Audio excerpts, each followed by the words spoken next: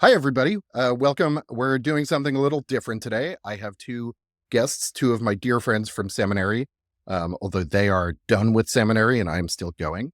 But with us today are the Reverend Elaine Power, LMFT. Elaine, your bio has a bunch of alphabet soup here, but LMFT, pronouns she, they, is a non-binary queer therapist, an ordained interfaith minister. For her, spiritual growth and emotional healing are one and the same.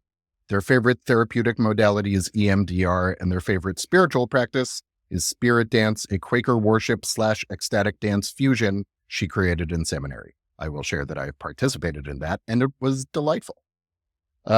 Also with us today is the Reverend Lia Nagase, pronouns she and ella, because Spanish, was ordained as an interfaith minister, spiritual innovator, and builder of beloved community. She founded and runs 170 Trees, 170trees.org, an online-only interfaith organization of radical belonging and dynamic spirituality for a changed and changing world.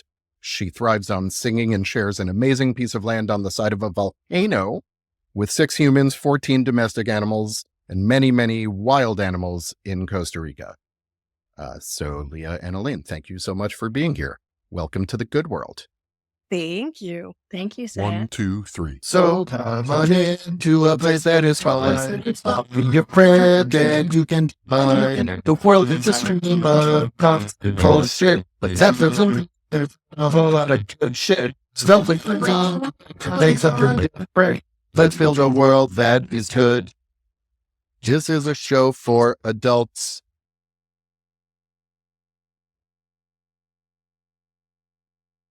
Elaine, judging from your reaction, I'm guessing you have not seen that until now. It was great. I'm glad you enjoyed it. From my singing along, you could tell I had. Oh, Yeah, that's true. I feel like I sent that to You're you the better very friend. early on in our friendship. You did. Sorry, Elaine. yeah, it's okay. Hierarchy established.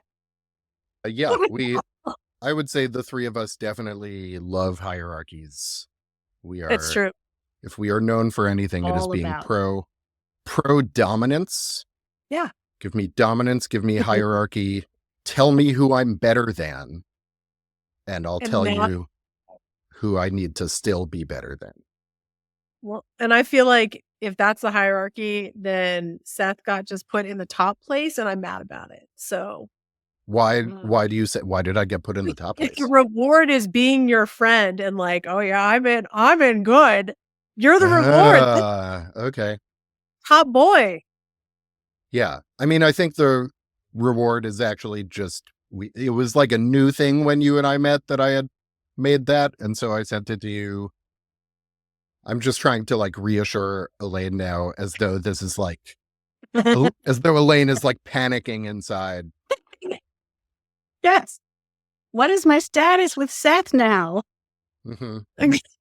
You are, I love you both equally. Well, and in different ways. I love you both boundlessly. Not did even, you just Ridiculousness? Yeah, I know. Equally implies like a number, and it's boundless. It is boundless. Well, we're like 2 minutes in and we're already off the rails. So this tracks. This tracks. I like it. I like it. You know, I mean, I sent you like some ideas for topics and you were like, you know, what precisely do you mean? And I was like, it's not that kind of show.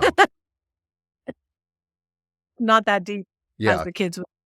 Yeah. One of my friends who I have coming on at some point soon, I like sent him sort of a topic idea and he was like, well, I don't know if I should do this because I just don't know if I have enough to say about that. And I was like, it's not that kind of show. I also feel confident that the three of us have plenty to say about pretty much anything. So that's true. Feel good about our odds. That's true. Also the discussion of like hierarchy and my catching myself in saying you are equal and then realizing like, no, that still implies a number. Reminded me of something that I have encountered. So there's a Thich Nhat Hanh teaching about the superiority complex and then the inferiority complex. but he also talks about the equality complex. Yeah, equality complex, which is basically that same thing. It's like this idea of like, oh, we have to, like, I have to rate myself, and I have to make sure that everyone is rated equally, as opposed to just being like, we're all chill. It doesn't, we don't have to, it's not that kind of show. Yeah. Is what Thich Nhat Hanh is saying. I appreciate that he weighed in. Yeah. Yeah, he agrees with me. In all of my imagined teachings, he agrees with me. And tells me I'm great. Wow. He's a nice guy. Mhm. I mean, he was, my understanding is he was a nice guy. But yeah, I don't know, do either of you find yourselves like still wanting the approval of someone who is either no longer in your life, or in this case, you have never met? Or is that just me? I got to meet Mirabai Starr the other day. Oh, that's cool. Yes, radical feminist theologian, author, badass. One of my co-housing neighbors is friends with her, so she was literally in my common house. It was amazing. I wanted her to like me. Yeah. Did. I was like, oh, I am so inspired by you on a profound theological level. I hope that you think I'm cool in this really awkward 30-second fangirl interaction. My brain just went to Oprah, and I was like, if I met Oprah, I had a whole conversation in my head in the span of that first 15 seconds. Like, yeah, would I want Oprah to be into me? Yeah, I would. But then I had a whole thing of like, oh, you know what though? Oprah has promoted some people that that we all have questions and critiques of at this point. So I'm like, so talk to myself out of it. I'm like, yes, I want Oprah to approve, and then no, I don't need Oprah's approval. Yeah. It's like there are no good billionaires, but Oprah kind of comes close. Yeah, absolutely. Sometimes. Absolutely. Yeah. But people who are no longer in my life, that is almost a meteor question. I don't know. Well, you know what? Oh, I think I've meteor, gotten as it has meteor. meat. Yeah. Yeah, like a vegan meat for me, but Me- Uh, But you know what? I realized when Elaine said fangirl, I got to do a songwriting workshop with Emily Saliers of the Indigo Girls. And so I had dinner with her. I actually had dinner with her a few times. I cannot tell you how I still don't have words. It's been years, but it was everything. Like my 16-year-old self died a million deaths knowing that I had that experience.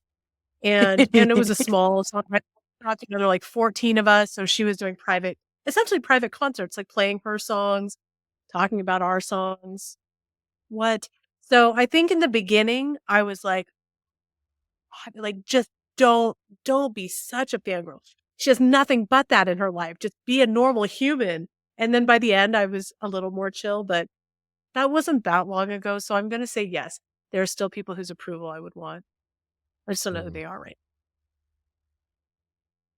I like how for all of us, it's like not people in our lives. It's like someone, I mean, I guess that is sort of the question that I asked, but it's not like, I don't know. I mean, I'm sure there are ways in which I'm still working for my dad's approval, but there are also ways in which I'm rebelling actively against my dad's approval. Whereas like Thich Nhat Hanh and any Plum Village associated monk, I'm like, please tell me I'm good. Just tell me I'm good. I had a really, like, I probably should do some more thinking about this experience, but last year, I got to go to a retreat with Lama Rod Owens, who, Lia, I know you're familiar with. Elaine, I don't know if you are. But he's fantastic. He's a queer Black man from the South who was ordained as a Buddhist Lama, and now has sort of incorporated like Buddhist tradition into his practice, but it's not like exclusively Buddhist practice. But so I went to this retreat, and my cousin was one of the people who organized it. And so afterwards we went out to dinner with him. It was like Lama Rod, me, Amanda, and then, I don't know, like 5 or 6 other people. It was a pretty small group. And I did the same thing where I was like, I don't want to be like too big a fanboy, and, I don't want to be weird. And I ended up like kind of icing him out by, like, not of the whole group. I just like he was sitting over to my right, and I ended up in a conversation with the person to my left who was interesting, but I just like completely, like, I don't know if he probably didn't think about me at all, but if he did, he was probably like, I don't know what that guy's deal was. Cause I just like, I just ended it. And then Amanda was like, okay, we have to go. And I was like, oh, okay. Bye. Bye. Cold. Yeah. Yeah. Take that, minor celebrity whose books I like. I think I said it hasn't been that long, but I think it's actually been like 8 years or something since that songwriting workshop. I think I'd be cooler now. Like, I think I'd be much more normal now. And I think I played it, like, I think I did okay. There's Yeah. a lot of I think in this statement, but I think I did okay. And I think I'd be better now because part of it is, I'm going to go off on a tangent for a second, it. but as you know, I like to say fuck the patriarchy along with a lot of other systems, any opportunity I get, and I like to live that out. And one of the things that has been coming to me over the past few years is like, how much fucking time am I allowed to say fuck on your show? Sure. Because I did 3 times. I mean, the theme song has the word bullshit in it. So I That's true. do, I label it This is a as show for adults. explicit lyrics. It is a show for adults. It's a show for It adults. doesn't, for a moment, I thought I was wearing that shirt, but I'm not. I'm wearing Let's Build a World That Is Good, which is the other one. Maybe has, I don't know. I think it has more F-bombs, not fewer, but that's me. I'll tone it down. But anyway, so You're fine. I've been thinking about how much time, particularly women and femmes, end up wasting of our lives. Okay, now I have to bring the F word back in. Do it. Really Fucking curse. for, yes, related to fuckability. And so infuriating. And so at some point, I think it was, and I wrote about this, so you might have read it, Seth, but I realized like there are all these women in their 70s and 80s 70s and 80s, and they're still thinking about their bodies. And if they're too fat, if they're, perceived as pretty. And I'm like, holy crap, it doesn't end. That's ridiculous. And then I thought, well, you know what? That is absolutely a tool of the patriarchy. Like, don't spend your time dreaming. Don't spend your time organizing. Don't spend your time putting these other less harmful systems into place. No, instead, just think about your fuckability and worry about it. And, try to do something about it. That's in quotes for those who are only listening. And I just thought, God, what creativity, what time, what energy and ideas we end up losing. So I was like, you know what? No, like I'm just not going to do that in any way. I mean, I don't think I've done that in a huge way, thankfully, in the last decade or so, but it's like even less. If even a thought creeps up, I'm like, no. So I guess I care less about what people think of me.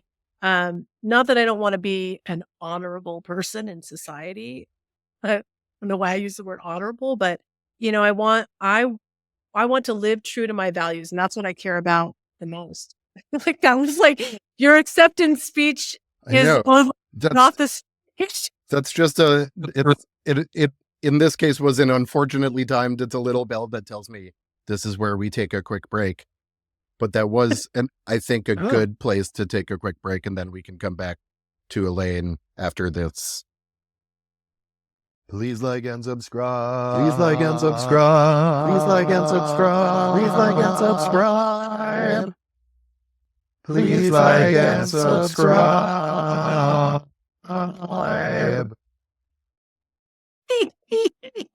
Thank you. Like and subscribe, people. Yeah, this is a reminder, wherever you are listening or watching this, to please hit the like and subscribe buttons. Tell your friends. We have a good time over here. I feel like we needed to do an intro for Elaine. Yeah, just so I'll I be can honest, see I it. thought about it and I was like, I don't think Elaine has seen any of this. And so I really just want to let them react naturally, not even necessarily for the content, but just for my own joy. I want Elaine's approval, I think is partially what I'm saying. Full I circle. approve Yeah. of. I approve. That was some good barbershop harmonies right there. Thank you. Thank you. So, I thank you for saying all of that, Leah, to come back to the conversation. It did also make me think of like, I'm trying to figure out a way to put this that isn't like men also have problems, but because I don't think like You know. yeah, competitive drama is not great for anyone. But I will say like men also, or at least in my own personal experience, I spent a lot of my life worrying about my fuckability. And being like, I'm too fat. Then I lost my hair and it was like, I'm too bald. And also like, so part of what was lost in that was, as you said, like the energy I could have devoted to other things. Another part that was lost in it was the connection to other people, and honestly, particularly to women, because if I was attracted to a woman, there was always a part of me that really that wanted her to want to fuck me. And that meant that I was like cutting off a part of my authentic engagement because I was trying to put on a mask of being like, I'm trying to do the thing I think is supposed to impress you. I remember having a conversation with a monk at Deer Park, and he was talking about how he had been celibate for several years before becoming a monk. And he said that since he became celibate, his relationships with the women in his life had deepened so much because he just wasn't worried about it. And I realized that for myself, since I've been married, or there was some point early enough in the relationship where it was like, oh, this is like a real relationship. That my relationships with female friends have gotten a lot richer, and have made my life meaningfully better because I am not focused on this. But it's hard to do when you're lonely. Yeah. I don't know. It's Elaine, interesting to hear you talk about that, Seth. Thank you. Yeah, I mean, I spent the first, not entirely the first 3 decades, no. I mean, I grew up with Disney movies. I was really into like romance and crushes and boys. So no, I'll just go ahead and say it. Like the first full 3 decades of my life, thinking about men and am I pretty? How can I look cute? Is this guy flirting with me? And yes, just absolutely living for my own fuckability and likability. And it's really interesting. What's really coming up for me right now is in the past couple of years as I've been doing this like gender journey, and the big moment 6 months ago, you guys know I had top surgery. And it's so interesting how that changes how I move through the world. Because like I'm not actually tracking if like the presumed straight guys out there are responding to me differently or not. I don't know. But like my own internal censor for it, it's like unconsciously, immediately, my own head voice is like, well, I have boobs and I'm not doing like the straight pretty girl thing anymore. And so like, they're just not noticing me anymore. That's great. And it's really interesting how that's both like an enormous relief, and also like 2% a little strange and like, oh, weird. Is it fair to say that there's like with the acknowledgement that the kind of like body image freakouts that a lot of us experience are not healthy, do you feel like there is a bit of a loss in just like this thing that used to matter so much to me doesn't matter anymore? I think it feels a little more system level, like that it's a little strange to feel myself not participating in the kind of patriarchal gender normative dance. That makes sense. Yeah. Also, I don't that's miss it, good. but Yeah. but like I can feel the like apartness of it. Yeah. I will also say that for me, I have times when I think back on my youth and I regret the energy and the time and the anxiety and the sadness, like the amount of, I'll just say suffering, big umbrella term, but the amount of suffering that I experienced in trying to like shape myself to the expectation I thought I was supposed to meet. Which also I will just quickly, since it hasn't been named, I will say like patriarchy hurts men too. And this is one of the ways in which that happens. Anyway, also I like that we are two clergy members and one soon to be clergy member talking about our own fuckability. Like, I think that's, that is honestly exactly the kind of clergy that I want to be. Yep. Yes. I think that's probably true for both of you. Yep. The clergy I Absolutely. am, baby. Yeah. Yeah. Go ahead. That what you just said, Seth, about looking back at your past self and saying, "Oh, wow, I wasted so much," or I'm sad about how sad I was, or whatever Mhm. the case is. Like, I've been thinking the same, and also, how can I then translate that to now? Like, what in 10 years or 20 years or 40 years would I look back and say, "Oh, well, what am I doing now?" That I'll be like, "Dude, why did you waste your energy on that?" And use that as kind of a guide to shift. That's such a Yeah. good idea. And I'm like flabbergasted that it didn't occur to me that I could be like, oh, right. I can, instead of just being sad about the past, I can like reflect on what I'm doing in the moment. Yeah. That's so interesting, Leah. Like, I love that you are sort of thinking toward the future about it. Yeah. With this topic, it makes me think like, oh my gosh, like just how many variables would have had to change in the past? Like, what would tiny Elaine have needed to hear to move differently through the world in a more authentic way? And like, I think for my own healing and maybe for the betterment of the world, that's the writing project that I'm working on right now. Working title is "They should teach this in high school," because I love that. Something I too. say all the time to therapy clients when they're, like when we're talking about some like really big life lesson, or like how do we live more authentically, or how do we navigate this patriarchal, colonial, capital, blah, blah, blah, blah. And I'm like, they should teach this in high school. Like, these are just at this point some basic emotional wellness skills. And yeah, so it's like the book that I wish I could have read at 16.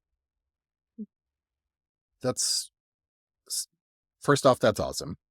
I will say it's also very interesting for me to hear you say that, because I think part of what originally drove me to like do this thing, right, where I'm like making content and putting it out into the world, is it's the same question. It's like, what did I need to hear when I was younger that would have saved me pain, but also would have saved other people in my life pain? Like the sort of poor self-image, it doesn't just hurt you. Like, if you're carrying that hurt, then it breaks out and affects other people too.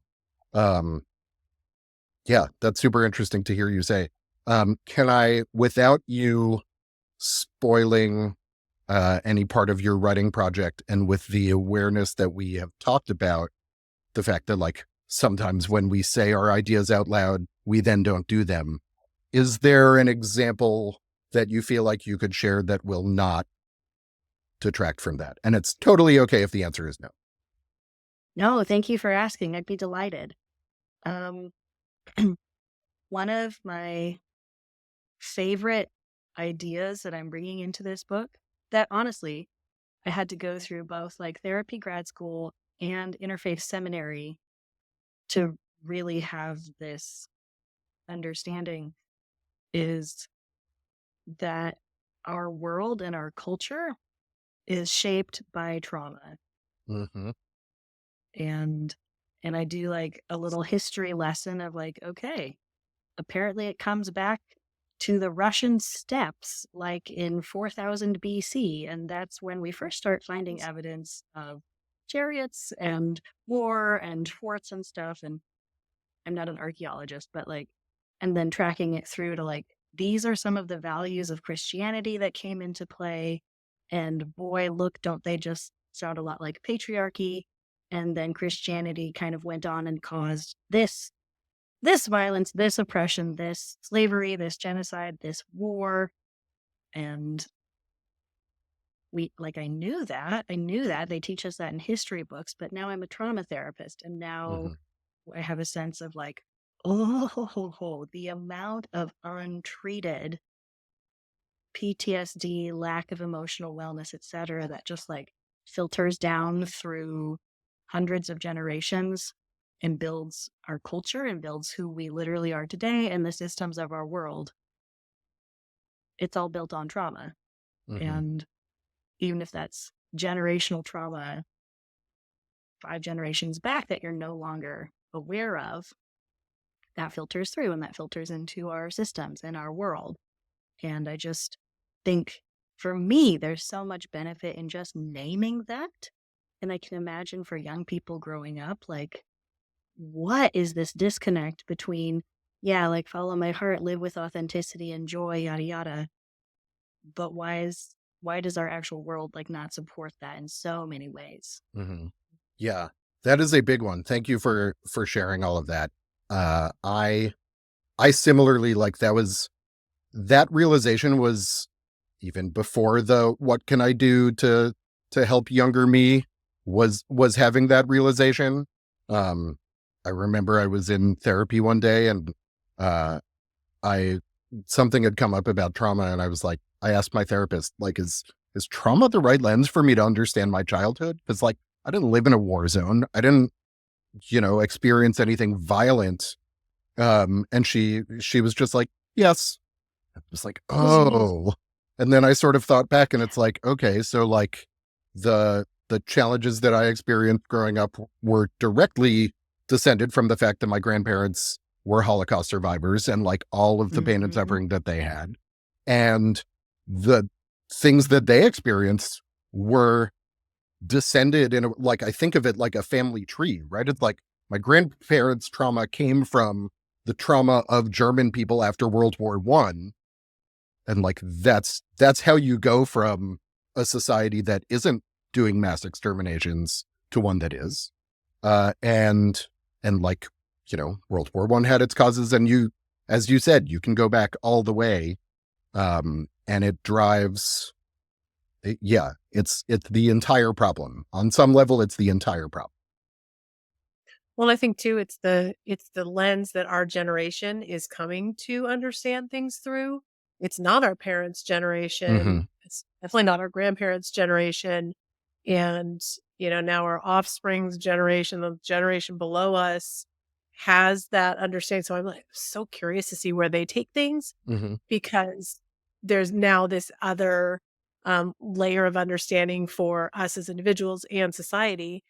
And I say it's not our parents. I remember a couple years before my dad died, and I said something about, oh, your childhood trauma. And he's like, what?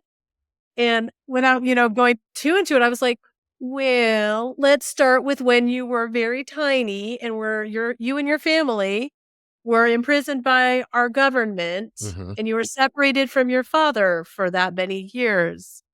And then I named some other things, his dad was, to my knowledge, not physically abusive to him, but sometimes to his older brothers. Again, all the impacts, right? Like all the ways that rolls out.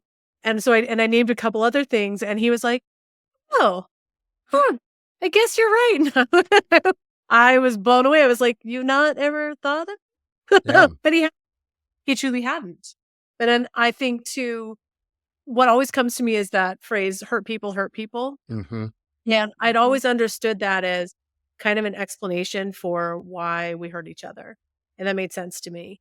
But then at some point I was like, oh, hurt people. And therefore it becomes our responsibility to heal as best we can Mm-hmm. so that we don't hurt others. Mm-hmm. And I've latched onto that in the past couple of years of like, where is my personal responsibility to heal my own stuff so that I don't put it back. And that we could go into epigenetics and all that, like, which why is it always me? It's just a mindfulness bell. I feel like maybe I should not have this. I use it when I do my solo videos because I need something to like get my attention. And I think what I am learning is maybe I shouldn't do it when I have other people on because it might make them feel bad.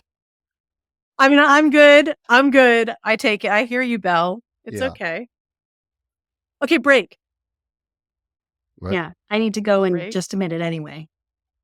Yeah. So let's I would love to do this again sometime because I think this has been great. And I love you both and I'm grateful for both of you. To just wrap things up, I would love to ask each of you for a source of ridiculousness in your life. Elaine, you can go first. My 8-year-old daughter, Eva, I really think that she is growing up into a little ADHD bunny. And so she will ridiculously like go into the bathroom to poop, for example. And it'll be like, and the bathroom's right there. We hear it all. Like it'll be a 30-minute operatic monologue on the toilet. Like we can hear her singing about her life and making up her own little musicals. We're always like, we're going to tease her about this in 10 years. Yeah, well, now it's going to be on the internet. So good news for her. Yeah, my poop singing daughter. Yeah. Yeah, when she grows up and goes out into the world, you can send her off with this. It'll be a TikTok clip, maybe. As you know, Elaine, Eva, and my youngest have so much in common. And I remember the reports coming back from preschool, specifically like, she's been in the bathroom for 45 minutes and we hear her singing. Like, I'm sorry for the other children who were waiting to use the toilet. I was about to ask what the problem is, but I guess that's the problem. Yeah. Other than that, not really. It's a good show. Yeah. The ridiculousness in my life, I think, revolves around the animals. You know, I mentioned how many animals are on this property, Mhm. and there's all the domestic animals, and then there's all the wild animals. So it's just kind of a trip, and it's a trip to see the puppies grow up. They're not puppies anymore. They're like a year and a half old, which is wild. But there's just shenanigans all the time. You know, it's like so-and-so's fighting with so-and-so. We think they should have their own social media accounts, you know, to like follow the adventures of the animals on this property. Yeah, there's just drama and they're so silly. And then sometimes they're a pain and we just love them so much. And then we'll have like, oh, now there's we don't live in an area that has a lot of monkeys, but then there was a monkey the other day and it's like the dogs are losing it because there's a monkey in the tree at night, you know, and just like, how is this our life? This is cool. That is So cool. that feels fun. I love that. Thank you. What kind of monkey was it? That one we think was the Cara Blanca, I think the white-faced Oh, the monkey. capuchin. Yeah. Mm-hmm. Is it capuchin or capuchin? I don't know Capuchin. how I don't know. I don't know how to speak either language anymore. Yeah. Yeah. I mean, it's like Italian monks were capuchins. It's also where the word cappuccino comes from. But the monks had like black robes, I think. They maybe still exist. Black robes and Yeah. white faces like the monkey. Okay. We also have Hong Kong go up here, but he Yeah. doesn't Those things he's are not cool. supposed to be, Okay. but he's here for decades. They have good sounds. All right. Let's send Elaine out with our goodbye song. Yeah. Well, Thank you, friends, Elaine and Lia, for your visit today. Now it's time we all go on our way. The world will still be insane tomorrow, but don't let that fill your heart with sorrow. You can thrive in a desert. Just ask a saguaro. Please give to my Patreon. Capitalism is fun. Let's build a world that is good. This is a show for adults. Thank you, friends. This has been really Thank lovely. I love you both so much. Love you both.